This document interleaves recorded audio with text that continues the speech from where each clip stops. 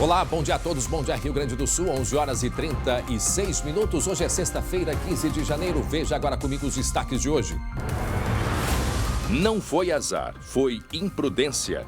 Idosa tem casa invadida 2 vezes em menos de um mês. Daqui a pouco você vai entender quem são os culpados pelos acidentes.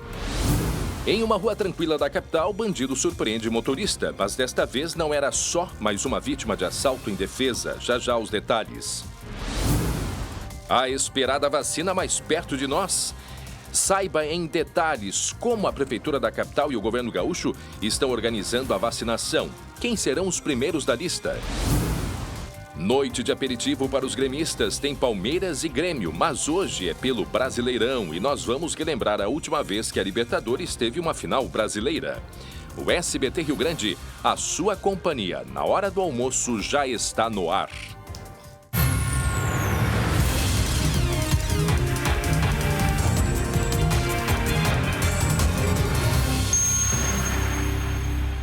Onze horas e 37 minutos. Olha só, os gaúchos que moram no exterior já estão sendo imunizados contra a Covid-19 e, é claro, já estão aliviados. A pergunta aí por aqui, quando que realmente nós vamos ter esta alegria de ver pessoas sendo imunizadas?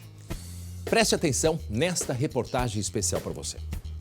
A Jéssica já sabe como é. É uma esperança, eu posso te falar assim, é um alívio. A gente se sente seguro. O alívio veio com a segunda dose da vacina contra a Covid-19, que a gaúcha de 40 anos recebeu agora em janeiro. Ela mora em Al-Ain, nos Emirados Árabes. Eu estou imunizada, meu marido está imunizado, sabe? Meus amigos. Então, a probabilidade de eu voltar à minha vida ao normal daqui, sei lá, alguns meses, um mês, provavelmente, é muito grande.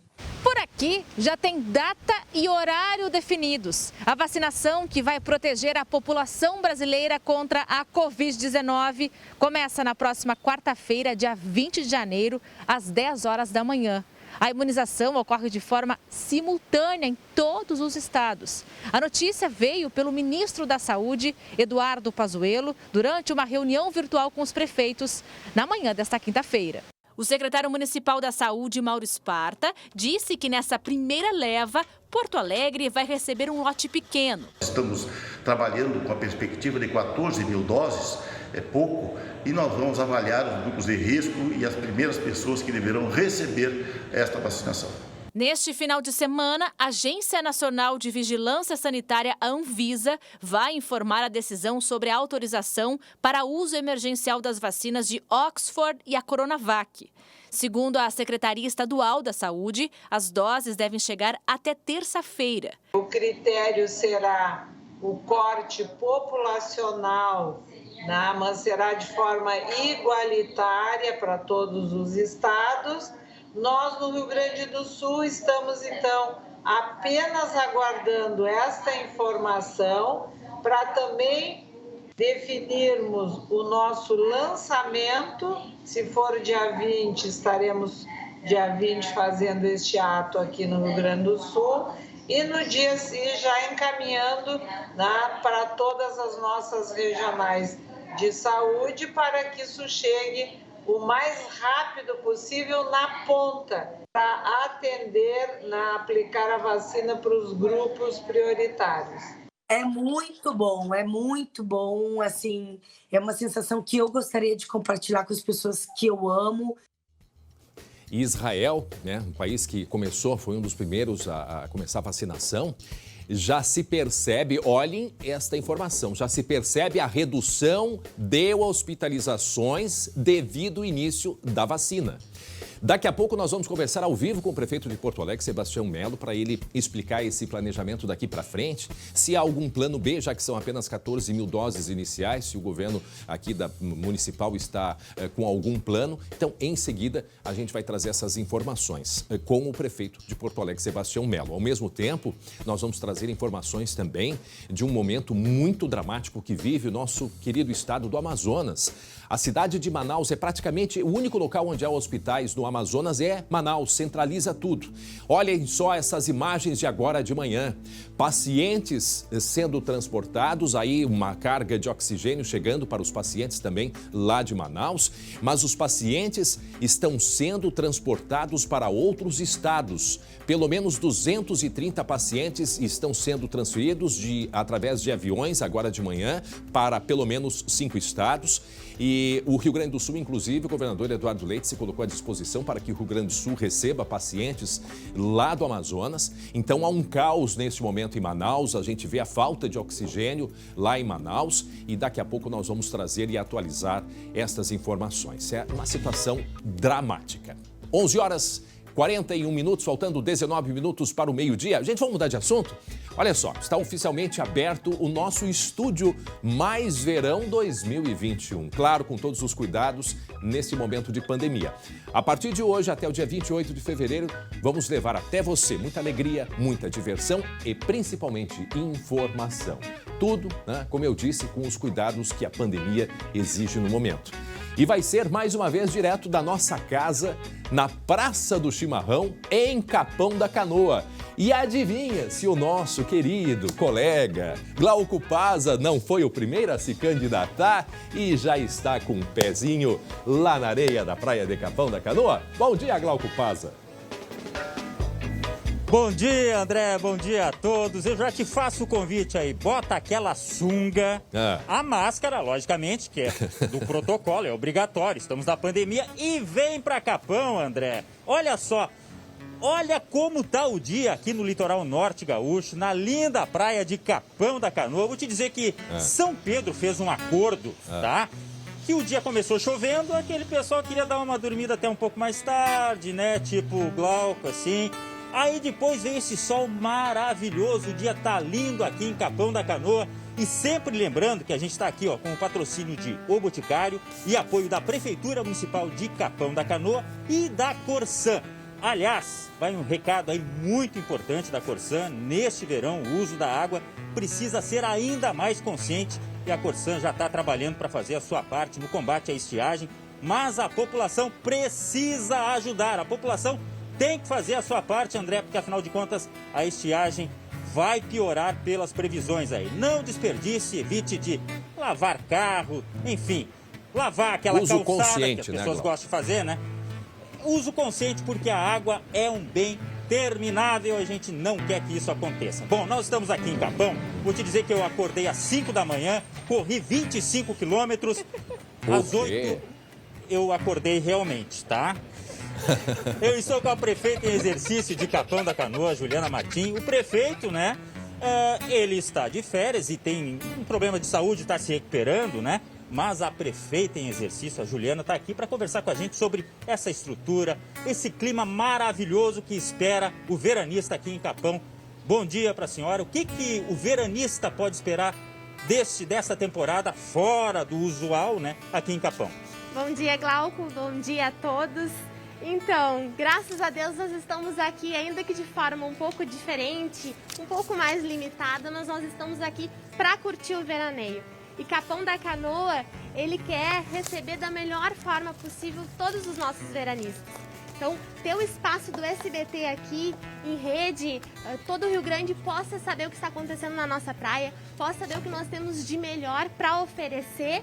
E aqui fica o convite, que venham nos visitar, que cumpram os protocolos, que todo mundo se cuide para que a gente consiga ter um verão diferente, mas um verão excelente. Pois é, prefeita, algumas pessoas pensam o seguinte: não, mas tem essa questão da pandemia, eu não sei se vai dar para ir na praia. A gente inclusive já falou, né, André? O tio André, que cobra muito que as pessoas respeitem o protocolo, ele cansa de dizer, dá para ir na praia. É só respeitar. E aqui a prefeitura está fazendo esse convite, mas também cobra que as pessoas respeitem tudo que está aí da pandemia, né? Exato. O nosso município não é diferente dos demais. Nós seguimos lutando contra o vírus, nós temos a nossa rede de saúde preparada para combater, mas a gente pede que cada um que nos visite, que também cumpra os protocolos. Nós temos uma faixa extensa de areia, vocês podem perceber. Então, quando tem bastante gente até hoje, porque parou de chover não faz muito, né? E aspectos práticos, quando se chega na praia, procura distanciar do guarda-sol do vizinho. A gente pode perceber que a distância ela é boa da faixa de areia. Então venha com a sua máscara, traga o seu álcool se tiver que se dirigir até um dos nossos quiosques para fazer o seu pedido e assim a gente consiga ter um verão protegido. Tenho certeza que todo mundo quer vir e curtir a melhor época do ano. A nossa praia está de portas abertas, mas a gente conta com bom senso, com a cooperação de todos para que a gente consiga atravessar esse momento juntos. Muito obrigado. Olha, eu sou suspeito para falar, André, porque eu sou veranista de Capão, eu gosto, fico ali perto do farol, ali, sabe? Ali no centro. E a gente tem, além de praça, chimarrão, praia, quer dizer, uma combinação sensacional, tem música. Tem Joel Carlo que está aqui fazendo uma canja pra gente, ele que é um sucesso aí da música sertaneja. O Joel tá com uma agenda aí que eu imagino tenha sido prejudicada pela pandemia, mas ele não para não, porque o pessoal não pode parar, viu? Ainda hoje a gente vai falar um pouco mais aqui de Capão da Canoa e nós vamos ficar agora com uma palhinha aqui do Joel Carlo, da música dele. Vamos dar uma ouvida aí. Mais uma vez pra beber, e se eu tiver com sorte vou beijar. Perfume e look, tudo ok. Tô sentindo que a noite vai virar. Paredão tocando, champanhe estourando, as novinhas descendo, só curtindo pancadão. Então de repente, o gin subiu pra mente. Tchau pra quem namora, deixa a boca entrar em ação. Segura, vai! Eu vou beijar, bebê. Bebê, beija, eu vou beijar, bebê. Bebê, beija, eu vou beijar, bebê. Isso é só um aperitivo. Daqui a pouco o Glauco Paza volta de Capão da Canoa, mostrando todas as atrações que a gente vai ter por lá, nesse nosso, esse espaço de verão super especial, pensando em vocês com todos os cuidados em meio a uma pandemia. 11 horas e 47 minutos. Olhem só para essa imagem aqui. Prestem atenção nesta imagem. A imagem que nós vamos mostrar, preste atenção, é em São Leopoldo, bairro Charlau. Uma esquina em que acontece acidente a toda hora. Vejam só esse caminhão. Olha que batida.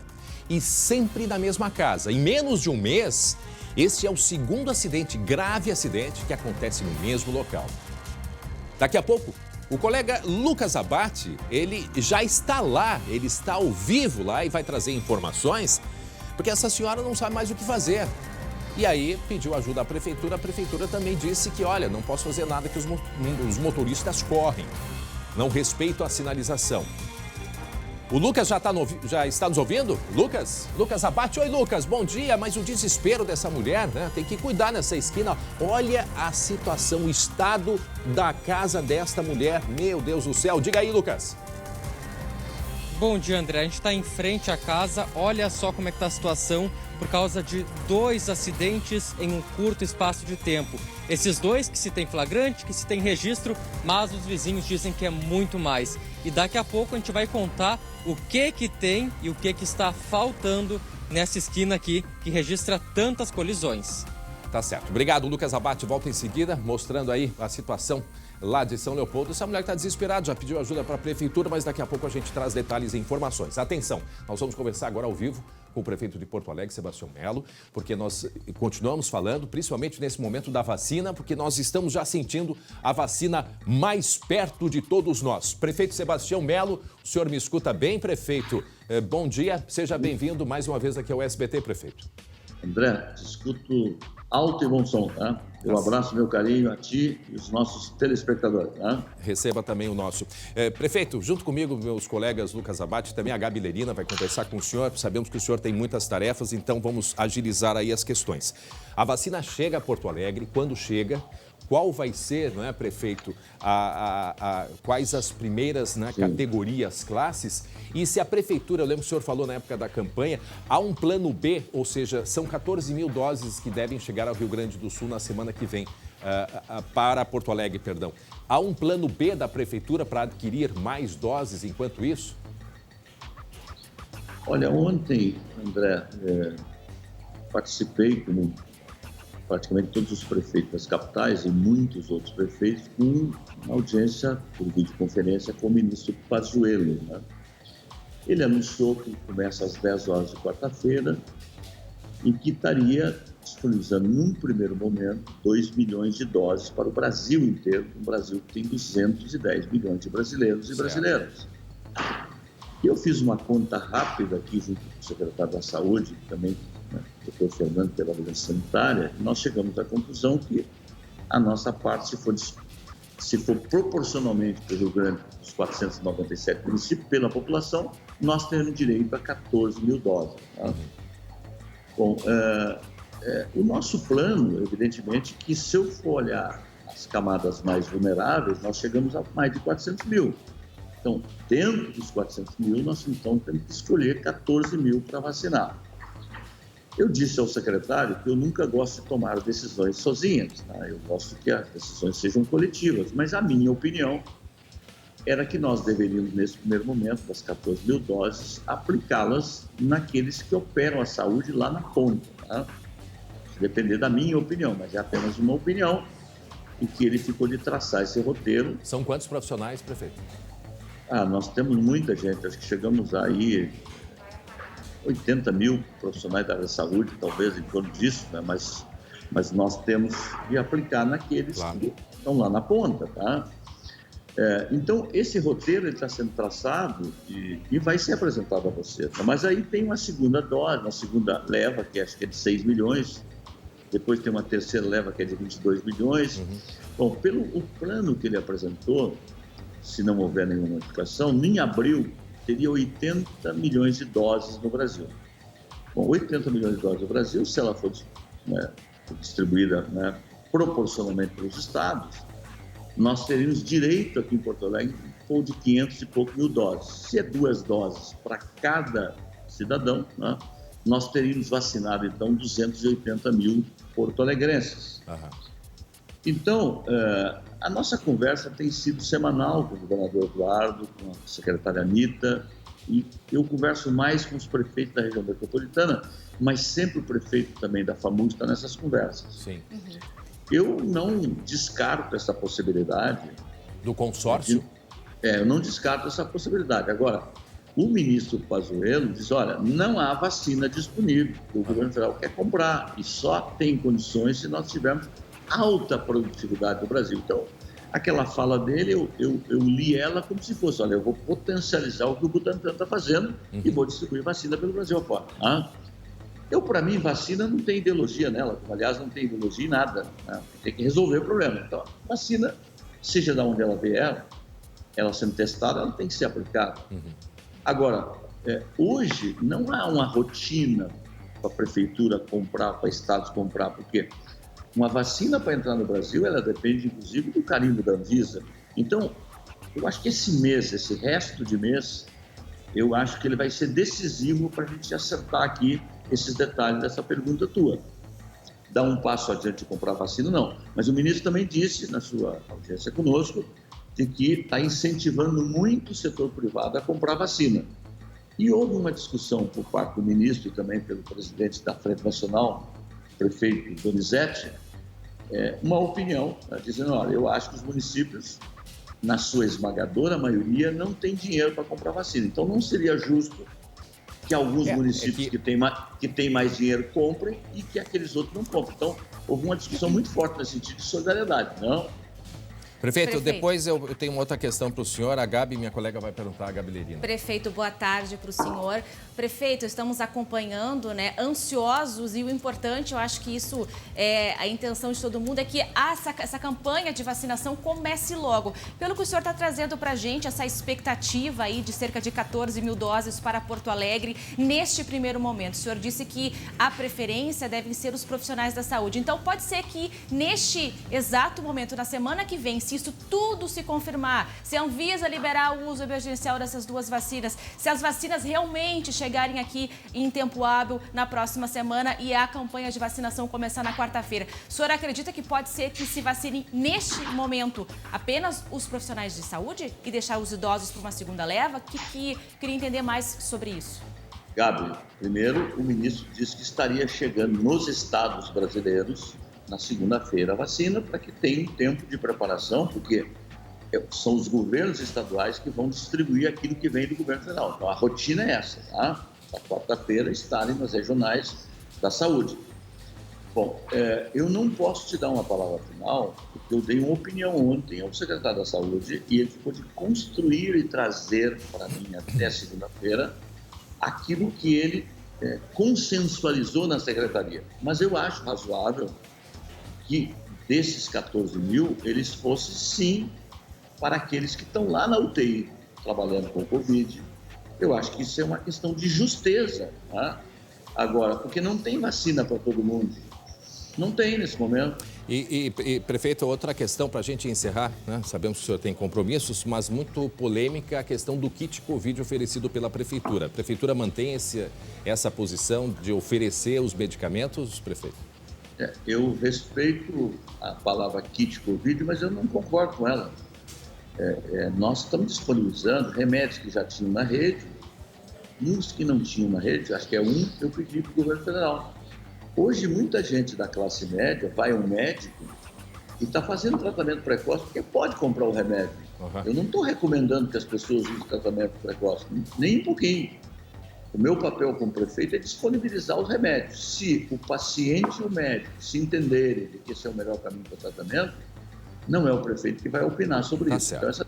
Então, tá bem? Tá certo. Prefeito Sebastião Melo, obrigado mais uma vez e quando tiver aí notícias, principalmente, né, Gabi Lerina, do cronograma, vamos receber. Amanhã eu vou fazer um mutirão para limpar o Guaíba em frente ao Iberê Camargo a partir das 9 horas. Todos estão convidados para tirar lixo do Guaíba, porque lixo não cai do céu.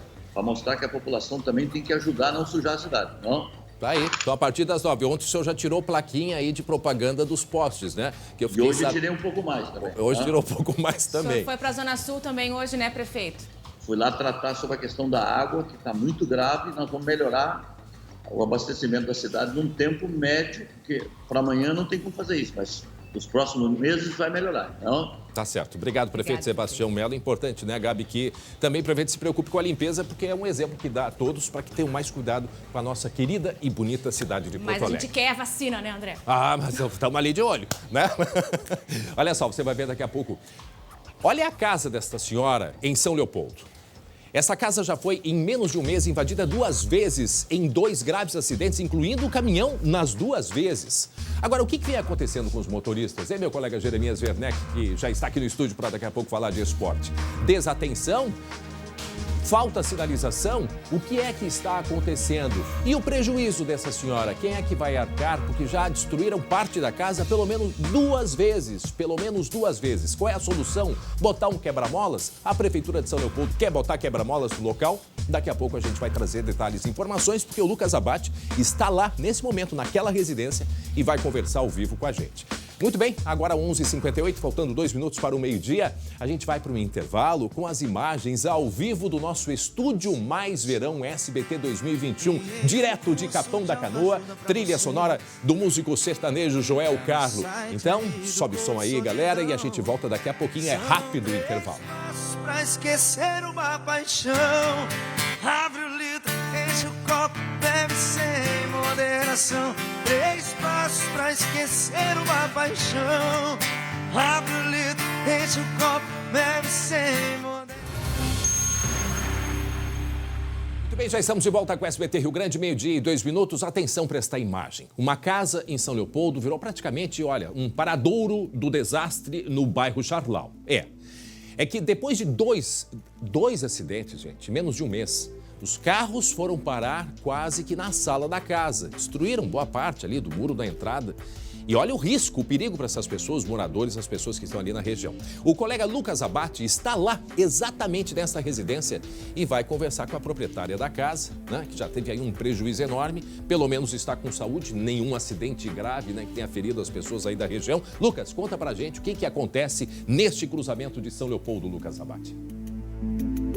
André, o que acontece por aqui? Todo mundo quer saber, porque são muitos acidentes. Eu estou aqui há pouco tempo, os motoristas, moradores passam por mim, dizem: foram 7 nos últimos dias, foram 20 no último ano, citam vários acidentes. A gente tem 2 flagrantes, 2 acidentes que foram mais graves, que pararam dentro da casa da dona Lucy e ocorreram nos últimos 20 dias. Mas se a gente olhar para os outros lados da esquina aqui desse cruzamento, e daqui a pouco a gente vai mostrar as casas das esquinas, todas elas com marcas de batidas. A gente vai mostrar ao vivo agora como é que está a casa da dona Lucy. Uma casa de madeira bastante humilde que há poucos dias, há cerca de 20 dias, foi atingida por uma van.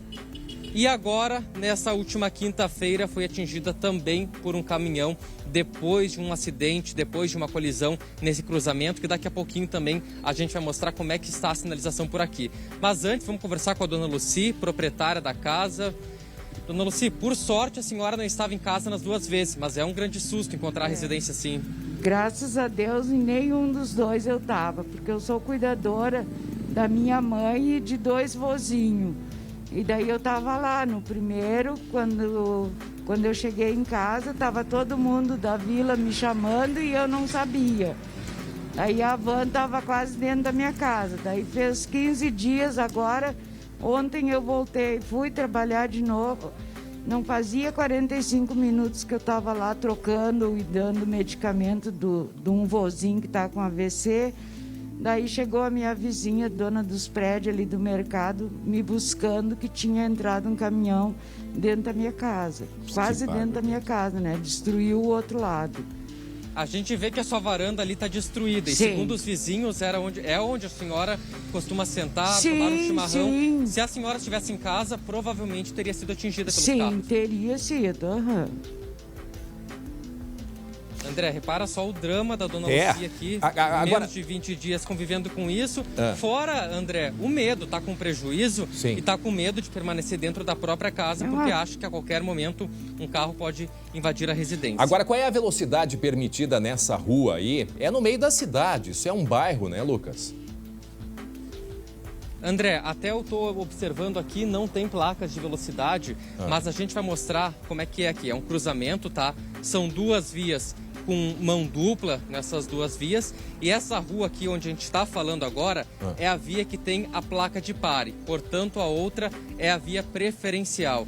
E o relato que se tem é que muitas vezes os motoristas descumprem, tem a sinalização, a placa. A sinalização, aquela que tem no chão, o pare pintado no chão, está um pouco apagado, mas ainda está legível. E o relato que se tem dos moradores é que muitas vezes os motoristas vêm em alta velocidade, uma velocidade incompatível com a via.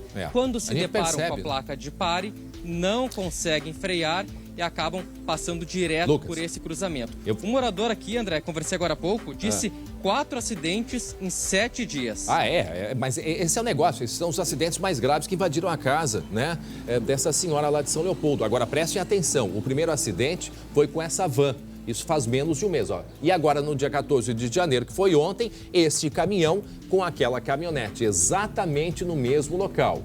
Ontem, 14 de janeiro, este caminhão e lá, ó, no dia 28 de dezembro, uma van com um carro bateu exatamente no mesmo local. Bom, a pergunta que a gente faz, sim, os motoristas não respeitam? Não estão respeitando. Alguém aí não respeitou. Neste caso aí, quem deveria parar seria o carro branco, né? Não a caminhonete. A caminhonete que está na preferencial. E aí, no caso, é o caminhão. Aí aquela caminhonete Fiorino também não respeitou, porque a gente vê que tem uma placa na frente da casa dessa senhora ali na esquina. Então, o que pode ser feito? Me parece que já pediram para a Prefeitura e a Prefeitura de São Leopoldo disse que, olha, não posso fazer nada, os motoristas não respeitam. Agora, é uma resposta nada simpática, né? A Prefeitura, a Secretaria de Trânsito pode, sim, em determinados casos, fazer, a primeira coisa, uma análise. Ver o número de estatísticas, de acidentes, que não são poucos por ali, e tomar uma providência, seja botar uma sinaleira, seja colocar um quebra-molas, seja fazer algum outro tipo de providências, mas uma resposta para a população tem que ter, não é verdade, Lucas? André, o que os moradores pedem aqui é a colocação de um quebra-molas ou, em último caso, uma sinaleira, porque são muitos acidentes. Vamos mostrar aqui, André, a casa da dona Lucy. Tá até difícil de entrar aqui, ó. Esse é o portãozinho de madeira que ela tinha, foi totalmente destruído no primeiro e depois se destruiu o resto que se tinha na segunda colisão. Aqui é a varanda que a dona Lucy costumava sentar para tomar chimarrão. Quando não estava trabalhando, sentava aqui. Em uma das ocasiões, era nesse ponto que ela estava e 40 minutos antes do acidente saiu. Ou seja, se a colisão tivesse acontecido no momento que ela estava aqui, certamente teria ficado gravemente ferida. E aqui, André, a gente tem a janela lateral da casa, inacessível.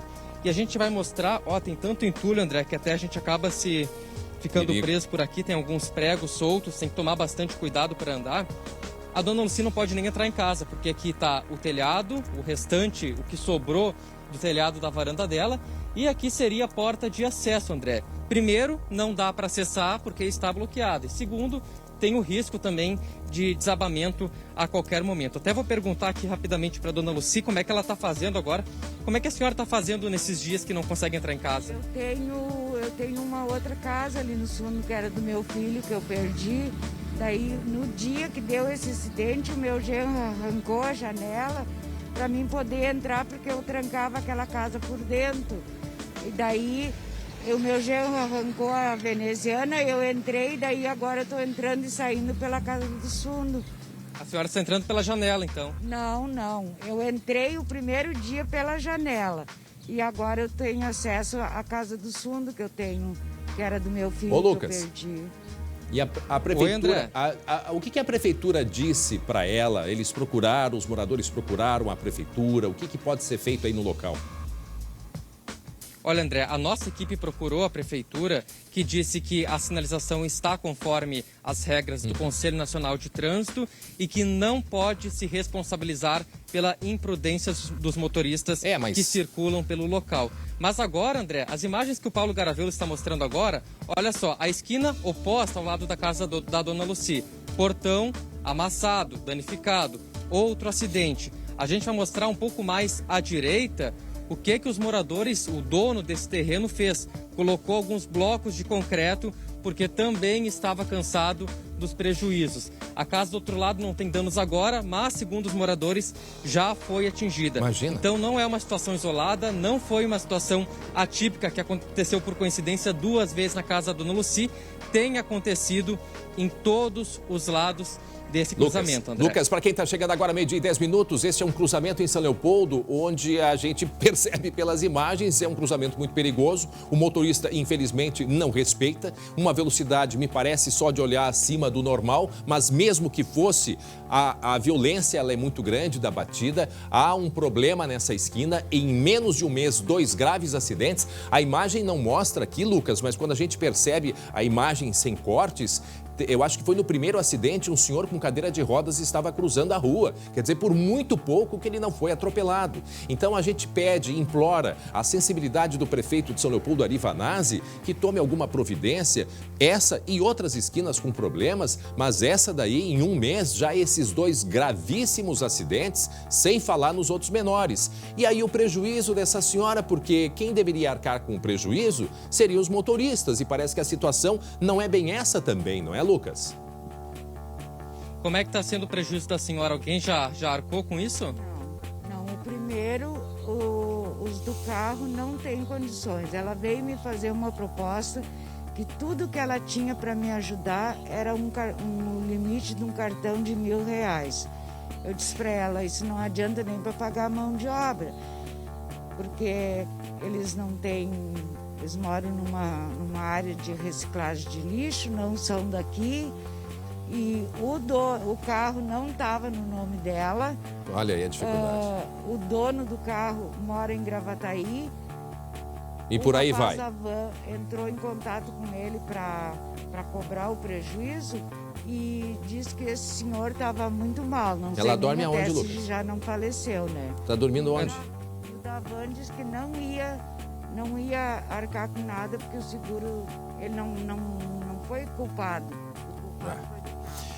André, ela dorme na casa dos fundos aqui, que ela tem acesso por trás. E daqui a pouquinho até a gente pode mostrar, depois que a gente volta aqui e mostra o local que ela faz, como ela faz para entrar em casa. E lembrando que no nosso Facebook, no Facebook do SBT RS Oficial, entra lá que tem ali a indicação de como vocês podem, quem puder ajudar, principalmente a comunidade de São Leopoldo, que é uma comunidade tão solícita, ajudar essa senhora. E mais uma vez o pedido para a prefeitura, prefeito Vanazzi, por favor, prefeito, dá uma atenção para essa esquina aí, porque a gente já viu vários acidentes, algo precisa ser feito de fato aí no local. Daqui a pouco o Lucas Lucas volta sobre essa situação que acontece no bairro Charlau, lá em São Leopoldo, no Vale dos Sinos, 12:13 agora. E você vai ver daqui a pouco, em uma rua tranquila aqui de Porto Alegre, um bandido surpreende motorista. Mas desta vez não era só mais uma vítima de assalto indefesa. Já a gente vai contar o que aconteceu neste caso aí. Em seguida, outras informações de mais um assalto aqui em Porto Alegre. 12:13, atenção. Criminosos armados, um deles muito bem vestido. Inclusive de gravata. Pois eles assaltaram uma cooperativa de crédito em Augusto Pestana, na região noroeste aqui do estado, ali bem pertinho de Ijuí. Gabi Lerina, conta pra gente como que agiram esses bonitões aí do crime, hein, ô Gabi? Pois é, né, André? Olha só, dá pra ver, inclusive na imagem, a gente vai mostrar pra vocês que o segundo está utilizando uma gravata. E olha só o que aconteceu. Isso trouxe muito medo, né, para esses moradores. Menos de 10 mil habitantes, uma cidade pequenininha do noroeste gaúcho. Então o que aconteceu? Ontem, 10 horas da manhã, eles entraram nesta cooperativa, nesse banco, praticamente dá pra dizer assim. E aí colocaram a arma enrolada naquela parte de suporte que a gente coloca os objetos antes de passar pelo detector de metal. Enrolaram num pano, colocaram a arma ali. A gente percebe nas imagens que eu não enxerguei pelo menos nenhum vigilante, nenhum segurança ali na porta. Entraram como se nada tivesse acontecendo, como se fossem clientes. Pegaram a arma dali e aí começaram a render os funcionários. De acordo com os funcionários, eles não fizeram nenhuma ameaça, não foram agressivos. Estavam ali dizendo que queriam apenas roubar o dinheiro. E conseguiram, levaram R$2.500. Mas imagina só o pânico daqueles funcionários, né? Porque eles estavam bem vestidos, né? Não tem mais essa também, né, André? A gente sabe que bandido não tem hora, não tem roupa, não tem cor, não tem nada, né? Eles chegam lá quando estão mal intencionados e fazem o que querem. Então, fizeram isso nessa cooperativa ontem, 10 horas da manhã. Olha só, vamos repetir lá a imagem para mostrar para vocês. Entra primeiro depois entra o segundo, que está vestido aí com uma gravata, que chamou a atenção da gente. E aí colocam ali naquela parte de objetos, então, essa arma que estava enrolada. Aí fica fácil.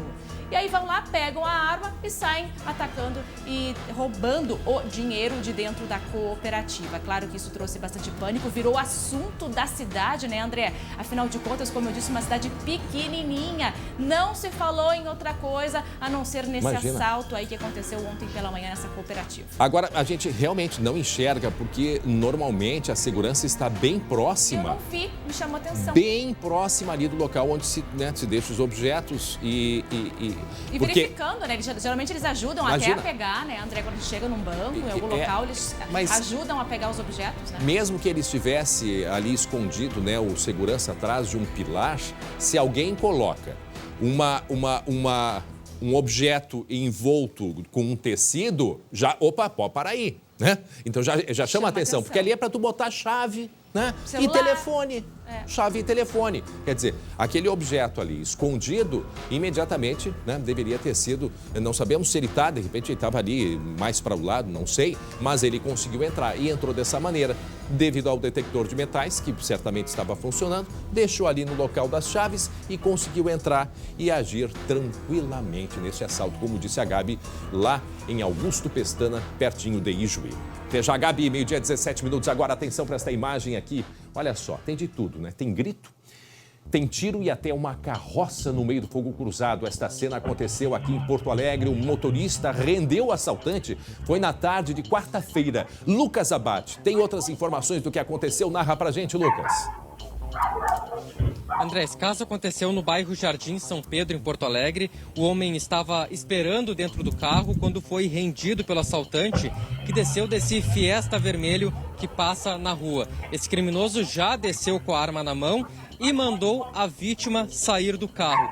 Esse homem é um guarda municipal de Gravataí, desceu do carro com toda a calma. E aí, André, a importância do treinamento, atravessou a rua e se posicionou atrás de um outro veículo e disparou 2 vezes em direção ao criminoso para render. Ele mandou, e até daqui a pouco a gente pode ouvir os diálogos, ele mandou o homem largar a arma, jogar a arma para fora do veículo e, na sequência, se aproximou novamente do carro e rendeu esse assaltante que foi preso.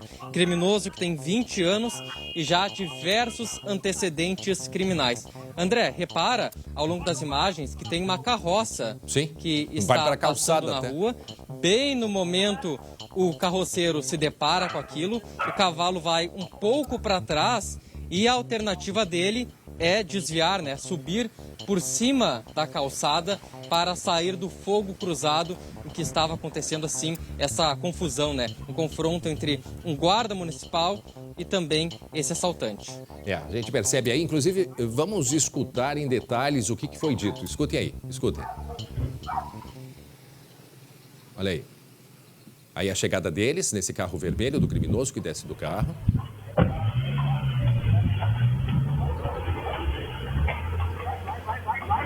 Vai. Mandando correr. Aí ele correu mesmo. Correu e ficou escondido ali na frente do carro, né?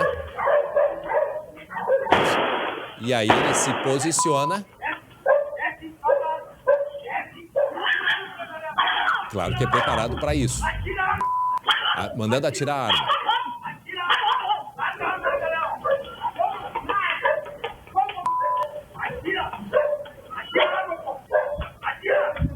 Olha só o enfrentamento, gente.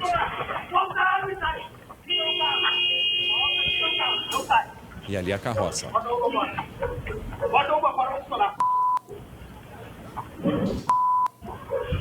Olha ali.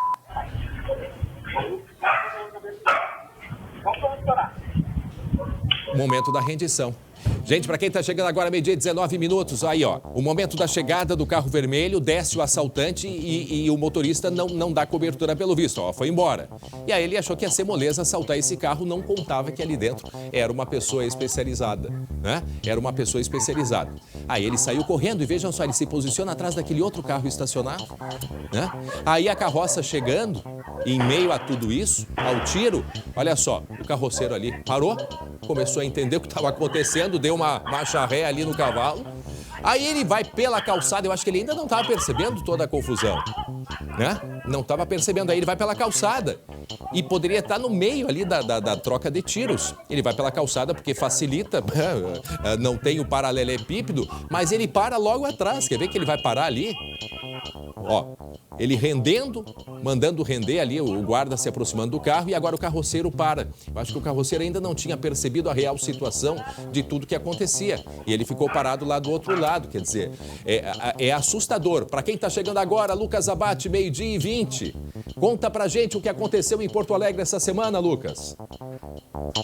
Aconteceu no bairro Jardim São Pedro, André. Esse homem, um guarda municipal, estava dentro do carro, parado, aguardando quando foi rendido por um assaltante. O criminoso chegou, anunciou o assalto e o guarda, com toda a calma, toda a técnica, desceu de dentro do veículo, atravessou a rua e se posicionou atrás de outro carro que estava estacionado para entrar em confronto com esse criminoso. Ele disparou 2 vezes e ordenou que o assaltante, que o ladrão, jogasse a arma para fora do carro e com isso ele conseguiu prender esse criminoso que tem 20 anos e diversos antecedentes criminais. Mas separa, André, até pelo diálogo e pelo movimento que ele faz, há o treinamento que se tem esse guarda municipal. Ele saiu do carro no momento sem esboçar qualquer tipo de reação, qualquer tipo de sinal. Obedeceu a ordem, confronto, né? Atravessou a rua e se posicionou de uma posição que ele ficasse favorável em relação a esse ladrão. Então ele tinha bastante treinamento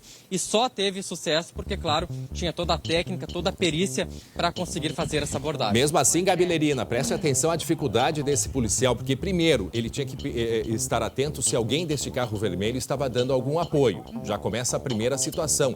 E a segunda, o tiro ele teve que disparar antes do carroceiro cruzar.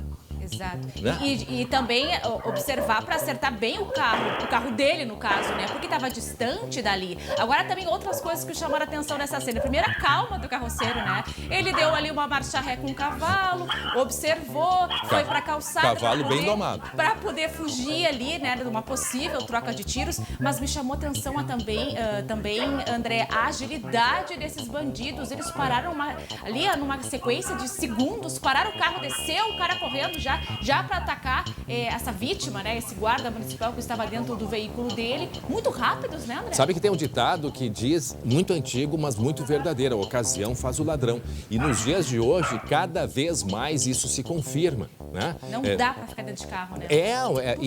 Até porque é o seguinte, a gente geralmente cuida se tem alguém caminhando, mas o criminoso pode estar dentro de um carro andando, né? Quem desconfiaria desse carro, né, vindo?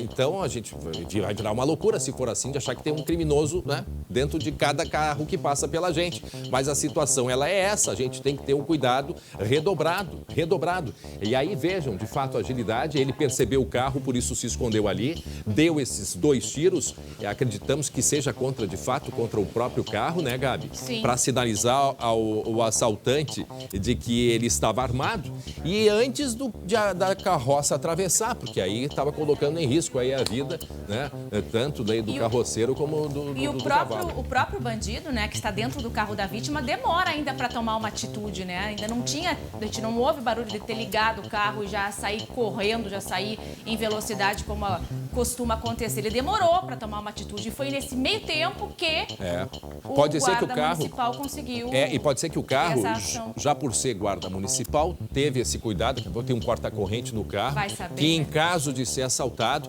vamos ouvir mais uma vez, chegando ali o carro vermelho, desce o assaltante pelo banco de trás e aí começa a conversa, o diálogo entre o criminoso e a vítima, que era um guarda municipal. Escutem. Olha aí. Vai. Manda ele sair. E ele saiu correndo. E se posicionou no carro do outro lado da rua. E já se pegando a arma.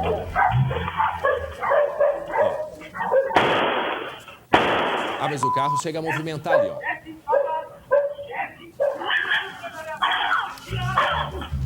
Tá acelerando, não tá? A gente ouve o acelerador. Mas não chegou a se movimentar. Não chegou. Pegou de surpresa também o criminoso naquele momento, né? Talvez tentando avisar o apoio. É que, na verdade, o assaltante se sentiu o assaltado, né? Foi surpreendido, né, André? Exatamente. Na verdade, foi isso. Talvez ficou sem reação também naquele momento. Né? Exatamente, que a vítima do assalto, ela reage assim. Ele não esperava por aquilo, que era um guarda municipal, e, de repente, ele se viu nessa situação. Ele... virou ali no papel da vítima, no papel de assaltado, não sabia como reagir. Porque me parece que ele consegue sim ligar o carro. A gente ouve a aceleração e o carro ele chega a se movimentar um pouco para trás. Mas em meio a uma arma apontada, a situação é outra, Gabi. E o comparsa, né, ou os comparsas não apareceram mais, né, André? A gente não tem informação do que aconteceu com aquele carro vermelho, não. Se tinha mais de um, se era apenas um que estava dirigindo o carro vermelho para que ele pudesse desembarcar e já atacar essa vítima, né? Sumiu ali. A gente não tem informação do que aconteceu, não. E eu acho que o carroceiro não se deu conta. Viu que tinha algum problema, mas não se deu conta da gravidade. Porque ele estava muito tranquilo, né, André? Ele estava, porque, Gabi, ele põe ali pelas rédeas para o cavalo ir para trás, o cavalo vai, aí ele vai pela calçada para desviar. Coloca para ver mais uma vez o áudio, para vocês verem a agressividade e até para escutar se ele conseguiu ligar o carro. Ó, chega aí o carro vermelho. Desce pelo banco de trás o criminoso, o carro vermelho vai embora, já com a arma em punho. Ó. Só eu já estava apavorada já, André. Puxa vida.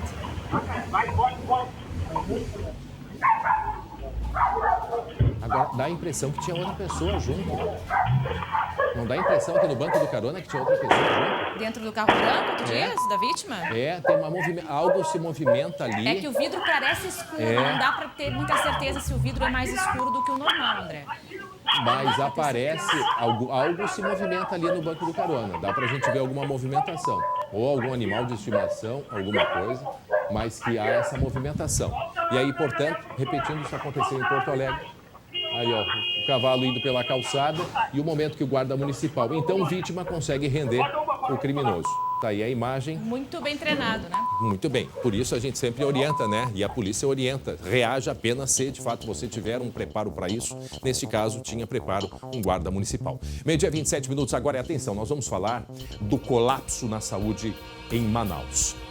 O que a gente sempre temeu, sempre falou, infelizmente está acontecendo no extremo norte do Brasil. 15 dias depois das festas de fim de ano, não há oxigênio suficiente para os pacientes hospitalizados na capital do Amazonas. Os detalhes agora na reportagem. Atenção. O Hospital e Pronto-Socorro 28 de agosto, na zona centro-sul de Manaus, foi palco para protestos durante a tarde desta quinta-feira. O motivo foi a falta de oxigênio aos pacientes internados por conta do novo coronavírus. À noite, o plantão iniciou bastante incomum. Ambulâncias lotaram o estacionamento da unidade para transportar pacientes que seriam transferidos para outros estados. A unidade está sobrecarregada e não dispõe mais de leitos aos doentes. Tá aqui, agora tá chorando a família aqui, olha. Eles estão diminuindo o oxigênio lá dentro. Cadê o oxigênio que disseram que ia vir? Cadê o oxigênio que disseram que ia chegar aqui e não chegou? Cadê a ajuda? UTIs móveis dividiram espaço com os carros funerários, que a todo instante carregavam mais um corpo. Esta mulher era cuidadora de um idoso de 73 anos. O último contato que ela fez com ele foi pela manhã. Horas depois, o homem morreu. Todos eles têm uma família, todo mundo merece viver. Ninguém tem o direito de tirar a vida de ninguém assim, de decidir tu vai viver e tu vai morrer. Ninguém tem esse direito. E em meio a tanta tristeza, a solidariedade tomou conta de alguns empresários, que distribuíram alimentos às famílias dos pacientes internados. O governo pretende transferir 235 pacientes com a Covid-19 para tratamento em outros estados. Em nota, a Fundação Municipal de Saúde informou que não realizou a transferência dos pacientes por não dispor de oxigênio suficiente para a segurança deles. A transferência deve acontecer ainda nesta sexta-feira. E de fato já está acontecendo desde o início da manhã. Nós depois vamos falar mais a respeito disso. Um drama, é um drama. É o que a gente viu acontecendo na Lombardia, na Itália, todos lembram, lá entre fevereiro e março, está acontecendo no Amazonas. Há sim uma dificuldade muito grande no estado do Amazonas, justamente por causa da Amazônia. Praticamente só Manaus, que tem uma estrutura hospitalar, demais pacientes precisam viajar horas e horas para chegar até os hospitais em Manaus. No início da semana, o governador e o prefeito, o prefeito de Manaus, o governador do Amazonas também, já estavam pedindo a ajuda e agora este colapso. O que é o colapso? É a falta, como por exemplo, de oxigênio. Não tem oxigênio. E hoje de manhã, mais uma carga chegou até o local. Então, o que vemos acontecendo, Gabi Lerina, lá em Manaus, no Amazonas, está aí os oxigênios sendo transportados. É uma dor que a gente sente imensa. O Rio Grande do Sul, inclusive, Gabi, se colocou à disposição para receber pacientes que necessitem, né, de atendimento. Isso, é verdade, André. É muito triste, né? É assustador ver essas imagens e imaginar todo o sofrimento dessas famílias, desses pacientes que não conseguem simplesmente respirar. Imagina só, não conseguem respirar, imagina só a agonia de todas essas famílias que estão em volta disso. Cerca de 235 pacientes, já em torno de 230, já foram transferidos nesta manhã, né, André? Temos essa informação. E o total pode chegar a 750. Vários estados se colocaram à disposição para receber esses pacientes, incluindo a gente aqui no Rio Grande do Sul, através do governador Eduardo Leite, apesar de que a distância é muito grande, né, André? A gente está aqui no Rio Grande do Sul, Manaus, Amazonas, lá do outro lado do país. Mesmo assim, o Rio Grande do Sul se colocou à disposição e, de acordo com as informações do governo, não teve nenhum pedido oficial via Ministério da Saúde ou até mesmo via governo do Amazonas para que haja a transferência de algum paciente para cá, mas o Rio Grande do Sul está de braços abertos também para os pacientes de lá. Vamos trazer mais informações de quais são os estados, então, que vão receber pacientes que já estão sendo transferidos. São São Luís, no Maranhão, Teresina, no Piauí, João Pessoa, Paraíba, Natal, Rio Grande do Norte, Goiânia, Goiás, Fortaleza, no Ceará, Recife, Pernambuco e também no Distrito Federal. Então, essas são as capitais dos estados que já estão recebendo esses pacientes que estão sendo transferidos de forma emergencial. E a FAB, né, já está também disponibilizando as aeronaves, já disponibilizou, são aeronaves, 2 da Força Aérea Brasileira, que possuem capacidade, André, para poder transportar 25 pacientes deitados nas camas. Então, está todo mundo se mobilizando para poder ajudar a situação lá de Manaus. Mostramos aí as imagens, a chegada de tubos de oxigênio. Antes mostramos a imagem de aviões e pacientes. São imagens de agora de manhã, gente. Agora de manhã, os pacientes, portanto, portanto, sendo transferidos para outros 5 estados próximos. Está aí as imagens de agora de manhã. Há uma mobilização inicial para 230, mas se fala em pelo menos 700 pacientes e a gente vai continuar acompanhando e trazendo a atualização a respeito desta gravidade lá no norte do país, no Amazonas, principalmente na capital Manaus. 12h33 e atenção, uma casa em São Leopoldo foi destruída por 2 acidentes em menos de um mês. O colega Lucas Abate está lá e vai conversar mais uma vez com a gente, porque é uma dificuldade muito grande. Primeiro, dessa senhora que teve a casa destruída, ninguém assumiu a responsabilidade. E a prefeitura, por outro lado, diz que não tem o que fazer ali, porque os motoristas são irresponsáveis mesmo. Enfim, uma situação difícil, né, Lucas? André, foram 2 acidentes que atingiram a casa da dona Lucy, mas são inúmeros acidentes que aconteceram aqui nos últimos tempos. A gente vai mostrar agora o cruzamento, André.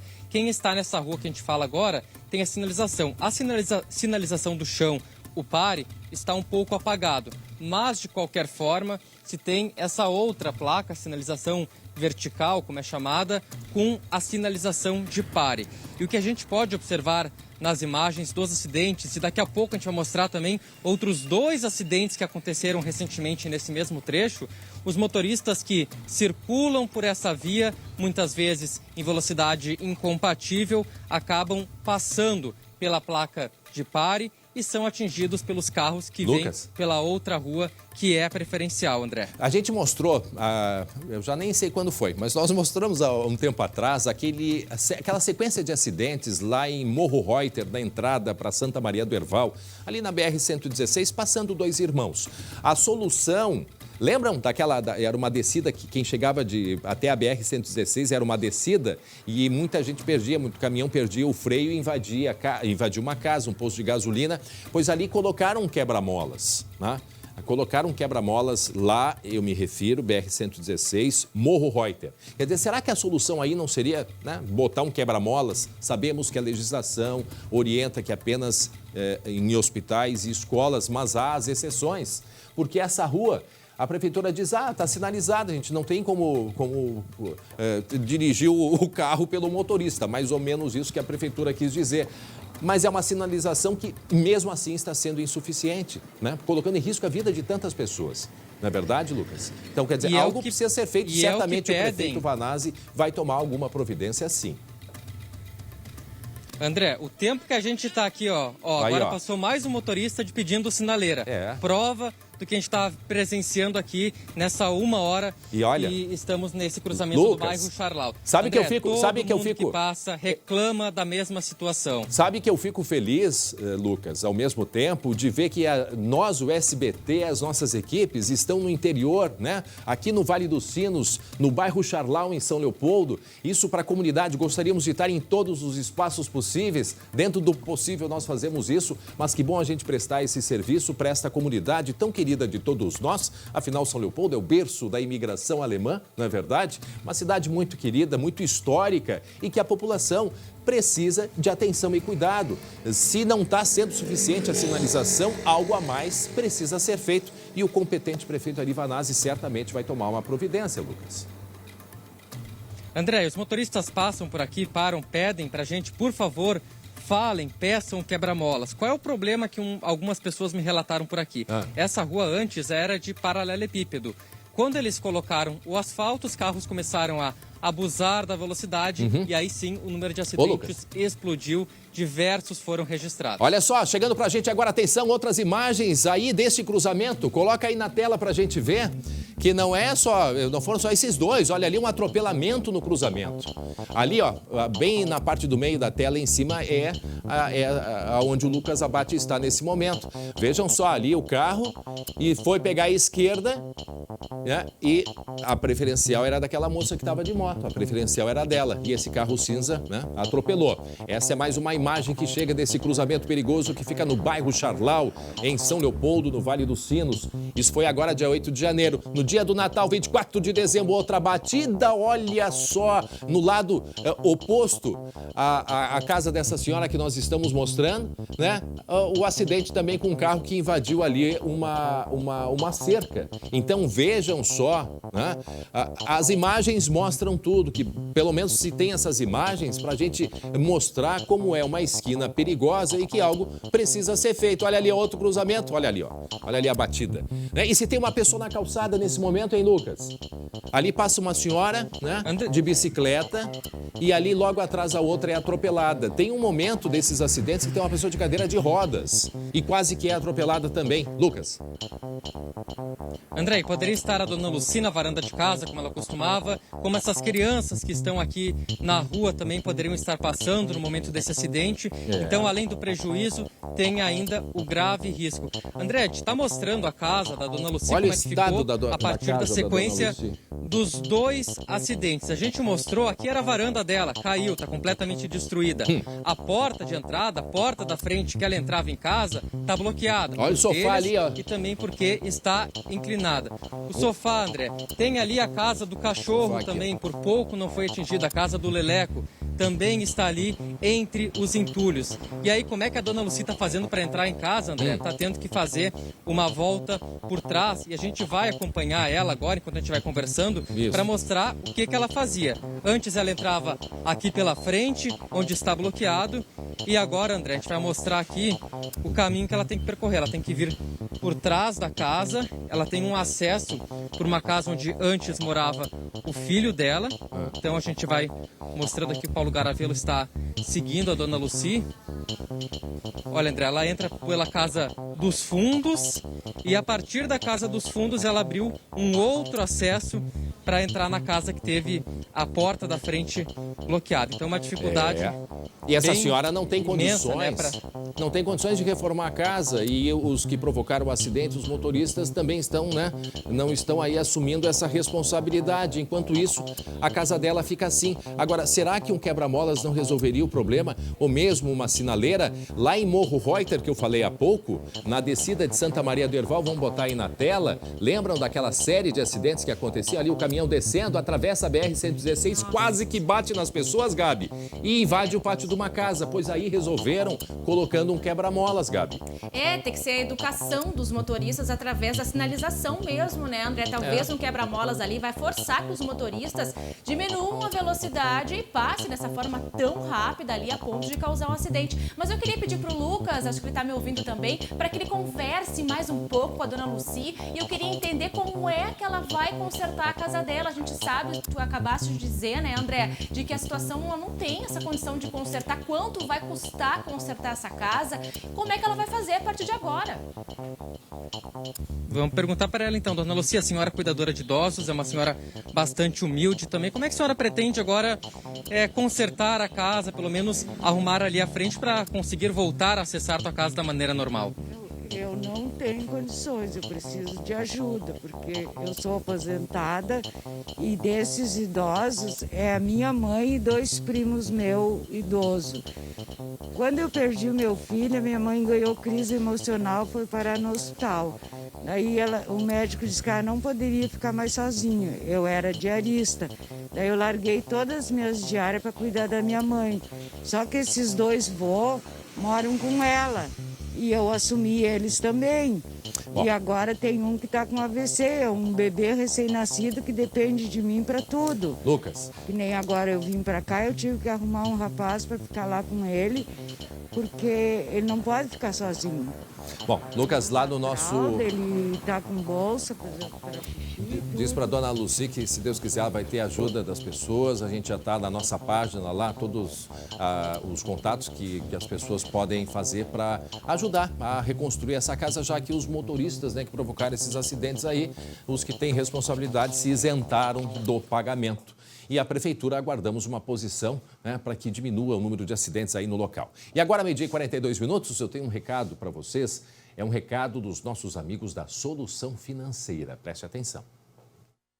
O recado é para você que mal começou o ano e já está recebendo cobranças. É a parcela do veículo, o IPVA, o colégio das crianças, uma infinidade de ligações que nem te deixam dormir. Dê um basta nisso e durma tranquilo essa noite. A Solução Financeira está aqui para te ajudar a economizar e se livrar da cobrança de juros abusivos. Não aguenta mais as ligações do banco, as ameaças de busca e apreensão, chega de sofrer. Envie um WhatsApp com a foto do seu carnê de financiamento para o número 98324-8904 e solicite a sua análise gratuita. A sua economia pode chegar em até 70% mediante análise e a solução financeira garante seu desconto em contrato. Envie agora mesmo a foto do seu carnê para o número 98324-8904 ou vá pessoalmente na Avenida Benjamin Constant 1170. A Solução Financeira é a maior e melhor assessoria de negociação bancária do Brasil. Não perca mais um minuto. Venha economizar você também. Muito bem. Aí o recado da EVT. 12h, 43 minutos, quando o preço da cesta básica aumenta, a gente, aqui na TV, né, tem o costume de chamar de vilão. Aquele produto geralmente era o tomate, né? O que ficou mais caro e fez o preço da cesta básica subir. Só que desta vez é bem diferente. Não é mesmo? Aline Schneider, não é mais o tomate, é o tomate e tudo que vem junto na cesta básica. Aline Schneider, boa tarde. É verdade, André. Boa tarde a todos. É que depois dessa última pesquisa, todos os produtos subiram de preço e se tornaram os vilões. Ir ao mercado não está nada fácil, muito menos barato, como a gente vai ver na reportagem. O poder de compra do consumidor é o menor dos últimos 15 anos, segundo o Diese. O que isso quer dizer? Que se você ainda vai ao mercado com os mesmos R$50 que em 2005, sai de lá com menos sacolas. A gente está reduzindo, né? Reduzindo assim aos poucos, né? Porque a gente tem as crianças, não tem como tirar. Os 13 produtos pesquisados estão mais caros. A maior alta é no óleo de soja, 126,32%. O arroz subiu mais de 90%, seguido pela batata e o feijão, que estão 60% mais caros. A banana subiu 41% e o leite aumentou 30%. O valor da cesta básica passou para R$ 645,66 em Porto Alegre, um aumento de 21,6%. Durante o ano de 2020, nós tivemos aí um forte aumento do dólar, um grande aumento do volume das exportações, fatores climáticos, né, intensidades de chuvas e seca, e também redução da área plantada. Além disso, nós tivemos também o abandono da política de estoques reguladores por parte do governo, que em momentos como esse poderiam acomodar essas altas, como exemplo, por exemplo, do arroz, né? Considerando o novo valor da cesta básica, o salário mínimo necessário deveria ser de R$ 5.300, ou seja, 5 vezes maior do que o piso. Atualmente, um cidadão precisa trabalhar mais de 16 dias no mês, 8 horas por dia, só para adquirir os itens básicos da alimentação. E são itens essenciais que não podem deixar de ser consumidos. Comerciantes também saem prejudicados. Neste restaurante de Imbé, o dono não teve outra saída e precisou aumentar o preço dos pratos. A gente teve que aumentar um pouquinho os valores, em torno de 10%, não mexendo nos pratos para não perder a qualidade, né? Subiram até mais que 10%, viu, André? Aquela violinha gostosa de consumir aqui no litoral, o prato passou de R$ 35 para R$ 42. Ficou bem mais caro o peixe, salgou. Né? Salgou. Mas imagina só, agora em janeiro de 2021, esse reajuste do salário mínimo foi de 5,26%. Já essa pesquisa realizada em 17 capitais, essa variação foi entre 17% e 28% o reajuste da cesta básica. É muito diferença nessa balança aí que a conta não fecha. Hoje mesmo eu ouvi um dos representantes do setor agrícola falando que em meio à pandemia, o setor agrícola ele continuou trabalhando e produzindo também, né? Aí tivemos o problema com o arroz. O que a gente ouviu lá no início, né? A própria ministra da Agricultura, Tereza Cristina, disse que a gente ia ter sim perceber esse aumento, mas depois depois, né, com o passar de 2, 3 meses, os preços voltariam ao normal e é o que a gente ainda está esperando e aguardando, não é verdade, Aline? Que os preços se normalizem. Enquanto isso, tem que ficar bastante atento a tudo. Agora, que história é essa de pinguim passeando aí pelo litoral do Rio Grande, hein? Ontem mostramos os botos, né? Que são espertalhões ali ajudando os pescadores. E agora apareceu um pinguim, hein, Aline? E na segunda-feira a gente mostrou até um tubarão-martelo também aqui na tela do SBT, né? Esse pinguim, ele foi registrado lá na praia de Albatroz. A Tamires, que tem 20 anos, estava caminhando na beira da praia, quando de repente se deparou com o animalzinho e antes mesmo que ela percebesse de que espécie se tratava, pegou o telefone e fez esse registro. Segundo o Seclimar, tudo indica que esse pinguim, que deveria estar na Patagônia nessa época do ano, eles costumam ir para lá em função das águas mais frias, acabou ficando por aqui, curtindo um litoral gaúcho e se afastou dos demais e por isso foi localizado. E a recomendação, se por acaso alguém enxergar de novo esse pinguinzinho, que não mostrava nenhum sinal de ferimento não, é nem encostar nele, porque pode ser que ele venha a se machucar. Deixa ele voltar sozinho pro mar, André.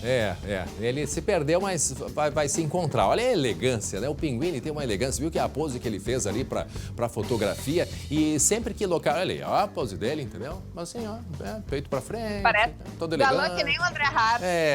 Quase. Aline, bom proveito aí. Trabalha bastante, bom final de semana. Aline Schneider, direto do Litoral Norte. Agora, 12h48, está na hora da gente falar de esporte.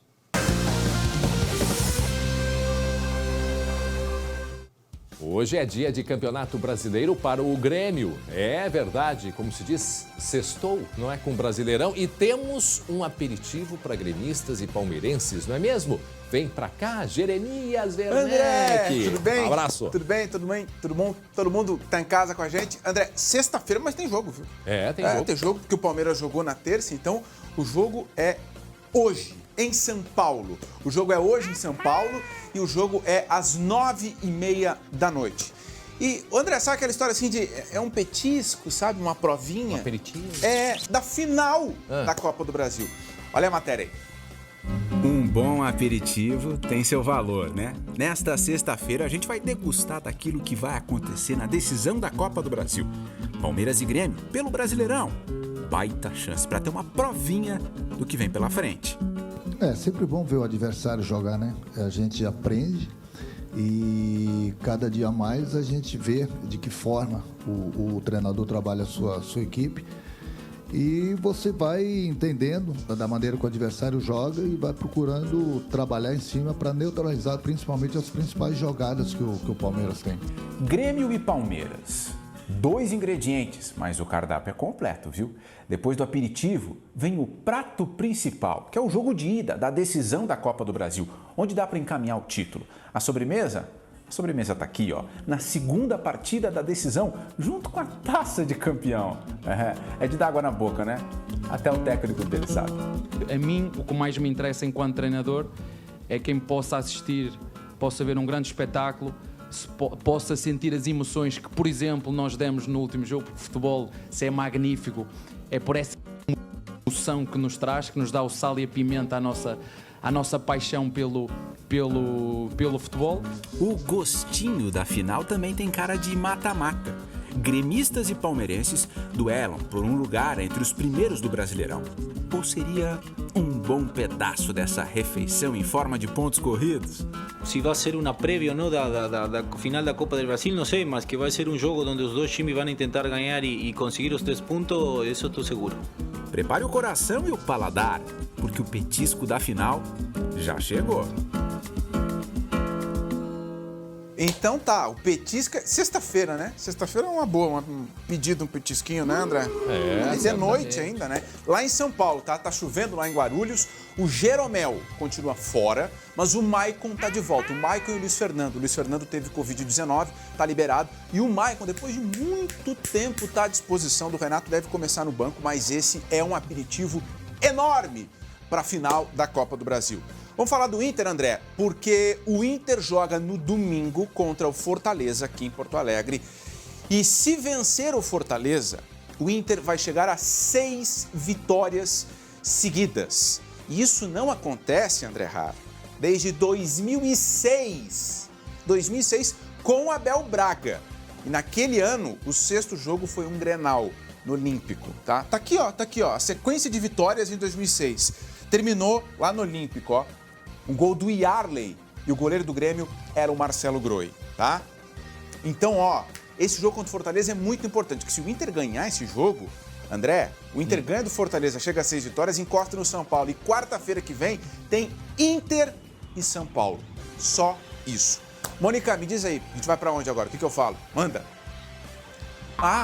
Por falar em Inter, a última vez que teve uma final entre brasileiros na Libertadores, lembra? Poxa vida, quando foi? Eu vou te ajudar. Solta o drops aí. Santos, Palmeiras, em busca da glória eterna no maior estádio do Brasil, o Maracanã. Mas, rebobina a fita. Sabe quando foi a última final de Libertadores entre times brasileiros? O torcedor colorado ama lembrar. Inter contra São Paulo, 2006. Vitória colorada no Morumbi por 2-1, com um show de um certo jovem chamado Rafael Soares. No Beira-Rio, 2-2. Fernandão fez o gol mais importante de sua trajetória no clube. Tinga, aniversariante deste mês, também deixou dele. Um título que o torcedor nunca vai esquecer. Tá na história, é Libertadores. No próximo dia 30, é a vez de Santos e Palmeiras. 5 da tarde. É só aqui, no SBT. Só aqui no SBT Maracanã, 5 da tarde, no dia 30. A terceira final entre brasileiros da história da Libertadores. Teve 2005, esse 2006 e agora 2021, que é 2020, né? Para fechar, André, vou te dar uma boa notícia, tá? E a gente está precisando de muitas boas notícias, principalmente nos últimos dias, nas últimas horas, né?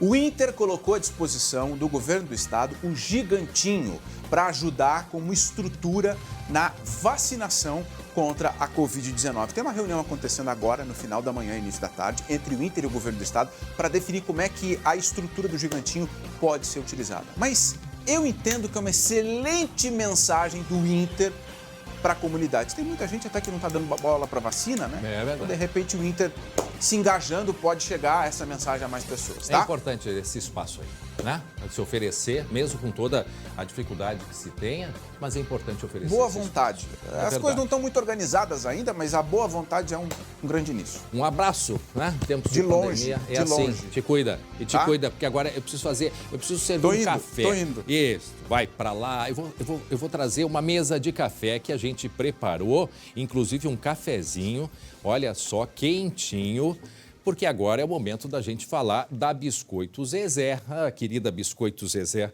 Olha só quanta delícia, né? Certamente 2021 é um ano em que as famílias estarão mais tempo juntas, não é verdade? Pois foi assim no ano passado, claro, né? Para as famílias que moram na mesma casa.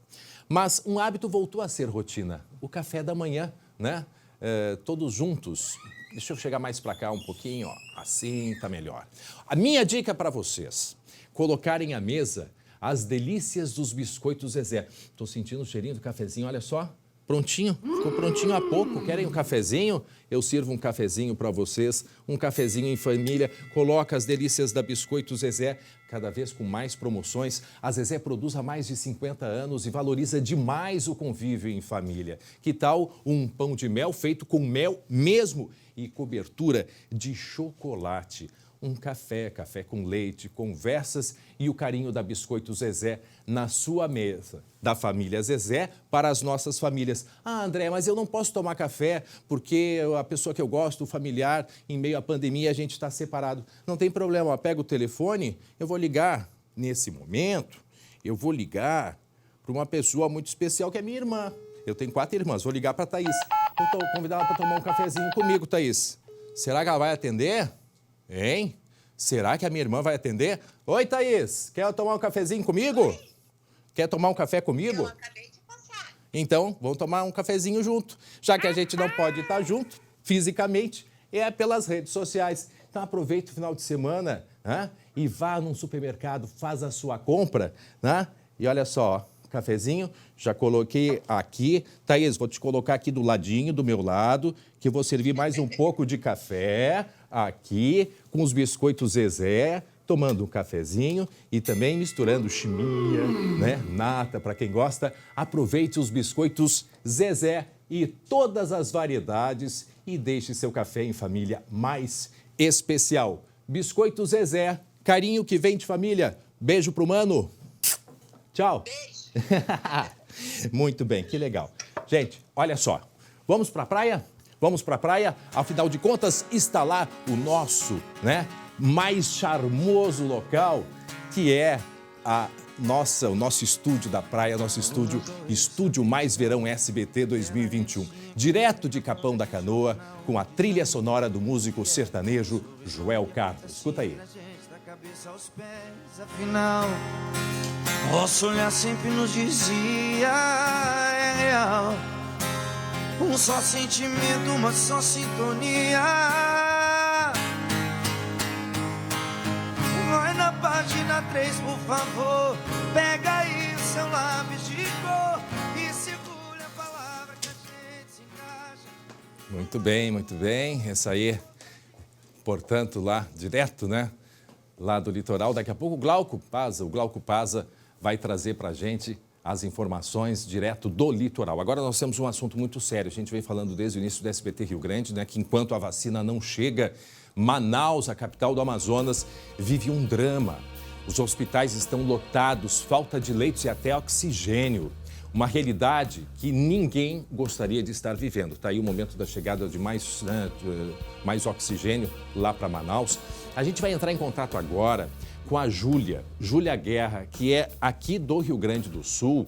E a Júlia está enfrentando todo esse momento muito próximo, um momento muito delicado, um momento tenso que se vive. E por isso a gente vai conversar agora com ela. Ela é quiropraxista e a gente quer saber, Júlia, como é que está esse momento que vocês estão vivendo aí? O que pode nos relatar com toda a solidariedade que tu conhece do nosso povo aqui do Rio Grande do Sul? Muito obrigado por ter conversado com a gente. Oi, boa tarde, André. É uma situação bem delicada, sabe? Viver isso estando muito próxima de tudo que está acontecendo aqui em Manaus, não tem como não se solidarizar, não tem como não sentir a dor de todas essas famílias. E principalmente por ser da área da saúde, a gente sente muito de perto não só o que as pessoas estão passando, mas como os profissionais da área da saúde, né? Eu tenho como pacientes pessoais mesmo muitos médicos que há muitos dias não dormem, há muitos dias não folgam, há muitos dias choram desesperadamente porque a situação é muito complicada. Agora, Júlia, a gente vai participar aqui comigo, a Gabi Lerina, dessa conversa. A gente está vendo imagens, Júlia, que a gente viu na Lombardia lá no início do ano, no ano passado. Como é que vocês estão vivendo a rotina de vocês aí em Manaus? Porque a gente não tem essa noção. Manaus é praticamente a única cidade que tem uma estrutura em todo o estado do Amazonas. Então tem pessoas que têm que pegar avião para serem atendidas, isso dentro do Amazonas. Quer dizer, é uma dificuldade muito grande. Como é que está sendo a rotina de vocês em meio a esse drama todo? Relata como é que é aí do lado de fora de onde tu estás, como é que é a rotina agora, nesse momento? Então, a gente pode dizer que sim, Manaus tem uma estrutura um pouquinho melhor, mas é bem precária também. A gente tem poucos leitos para o número de pessoas, né, da população no geral. Então, mesmo que um número muito pequeno adoeça, não existem leitos suficientes, né? E a gente acaba tendo uma rotina de muitos cuidados, pessoas no geral, as ruas também vazias. E a gente, a partir de ontem, saiu um novo decreto onde foi estabelecido que das 19 horas às 6 da manhã ninguém pode estar na rua. Então, é uma rotina que acomete todo mundo, né? Sim, e as pessoas estão com medo. A gente não tivemos esse medo lá no início, na primeira onda, mas quem não teve, né, esse cuidado antes, agora está tendo que ter, de fato. Gabi Lerina. Eu queria saber também, curiosidade, como é que tu fosses parar aí em Manaus, né? Saiu aqui do Rio Grande do Sul, foi parar aí em Manaus. E qual é o relato? Eu queria que tu trouxesse mais pra gente desses teus amigos que trabalham nessa linha de frente, né? Nesses últimos dias aí, de muita angústia mesmo, Júlio. Gabi, boa tarde. Eu vim parar porque eu era casada com um militar, então nós fomos transferidos para o Amazonas no final do ano passado. E aí eu abri minha clínica, e minha clínica, graças a Deus, é um sucesso aqui. Então eu me mantive em Manaus e continuo aqui por um ano. Então desde que eu cheguei aqui, a gente está em pandemia, né? Eu passei toda essa fase. O que eu posso te relatar, falando com os meus pacientes médicos, é que na primeira onda, as pessoas eram internadas com mais ou menos um comprometimento pulmonar de 20%, 40%. Só que o problema é que o vírus realmente sofreu uma grande mutação, onde a cepa está muito agressiva. Ou seja, agora as pessoas estão tendo comprometimentos pulmonares de 70% a 90%. O que isso gera um problema muito maior. Júlia, quero te agradecer. Júlia Guerra, ela é de Soledade, né? Quiropraxista. E a gente vai continuar conversando em outras oportunidades. Esperamos com melhores notícias aí para esse estado tão querido, né? Que é o estado do Amazonas. Muito obrigado, Júlia, mais uma vez. Eu que agradeço. Muito bem, gente. 1h03. Agora fica comigo, Gabi. Vamos encerrar aí o SBT Rio Grande, indo mais uma vez até o litoral, lá para Capão da Canoa, para ver o que é que está acontecendo, onde é que está o Glauco Paza, que sexta-feira, deu no pé, o que ele estará aprontando por lá. Com certeza com água de coco na mão, Glauco Paza. Cadê a tua água de coco? Já correu hoje de manhã, fez 25 quilômetros. Já tomei minha água de coco, agora eu tô me bronzeando. Dá para ver aqui que já tem o resultado, olha só, né?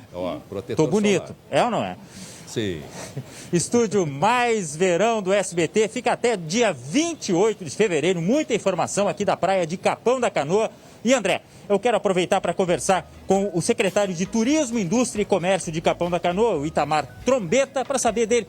Secretário, quantas pessoas vocês estão esperando neste veraneio aqui em Capão da Canoa, apesar da pandemia? Boa tarde. Boa tarde a todos, mais uma vez, obrigado, mais uma vez, Verão SBT, que alegria poder estar com vocês aqui. A expectativa é sempre de um número grande de pessoas, estimado aí entre Natal e fim de ano nós tivemos a média de 350 a 400 pessoas. A cidade está pronta, os quiosques, os seus protocolos, os parques, os hotéis, pousadas, todos conforme os nossos protocolos pré-estabelecidos pelo governo estadual e pela Prefeitura Municipal de Capão da Canoa. Agora, secretário, as pessoas que vêm para cá, elas têm que fazer a parte delas, né? Logicamente, respeitando, estamos na pandemia. E vocês têm orientado também empresários, comerciantes, para manter tudo dentro da ordem, para que ninguém fique prejudicado, né? Temos trabalhado bastante nessa área, sim. E dizer também a todos que a nossa orla, ela comporta 22 quilômetros de orla. Então temos sim a parte central, que temos bastante pessoas, mas temos o lado norte, sim, com todo espaço e com toda a segurança para as pessoas virem e curtirem a praia, com certeza. Muito obrigado, secretário. Um bom veraneio para todos. Lembrando que a gente está aqui, patrocínio do O Boticário, apoio da Prefeitura Municipal de Capão da Canoa e da Corsã. E nós temos, é claro, a Canja Musical com Joel Cardo, que é um espetáculo. As músicas de trabalho dele são as mais executadas aqui no Rio Grande do Sul. E a gente vai pedir para o Joel, que está lá em cima, dar mais uma palhinha para a gente, que tem uma música aí em homenagem ao Cristiano, né, que morreu há pouco tempo, infelizmente nos deixou, mas que é um sucesso total. Você Mudou. E aí, Joel, tem como dar uma palhinha para a gente aí? Te falei, mas você não me ouviu. Quis viver na ilusão. O vazio que você deixou em mim maltratou meu coração. Não ligou pra minha solidão. Tinha que acabar assim. Será triste uma noite sem você, mas será o melhor pra mim. Não me importa o que me faça, não tem paixão quando me abraça. Sem destino pra longe eu sei que vou ir em busca de um novo amor. Mas é o Cristiano Araújo, tá aí, ó, André. Pessoal, curta o Joel Cardo. Encontrar. E sabe aí, meu bem, talvez você consiga entender. Enquanto ele vai tocando, Gabi, Ao fundo, a gente vai se despedindo. Obrigado pela parceria comigo hoje aqui no estúdio, Gabi Lerena, enquanto que o Glauco está lá na praia. Obrigado pela audiência e companhia de todos. A gente volta na segunda-feira, às 19h20, a segunda edição, com Marcelo Chemali. E lembrando que toda sexta-feira, o nosso estúdio super especial nesse período de verão. Tá bom? Um beijo grande a todos e até segunda-feira. Bom fim de semana. Tchau, tchau. Começou. Você era a mulher que eu sempre sonhei, me enganei. Pois você, meu bem, mudou. Pois você, meu bem, mudou. Pois você, meu bem, mudou.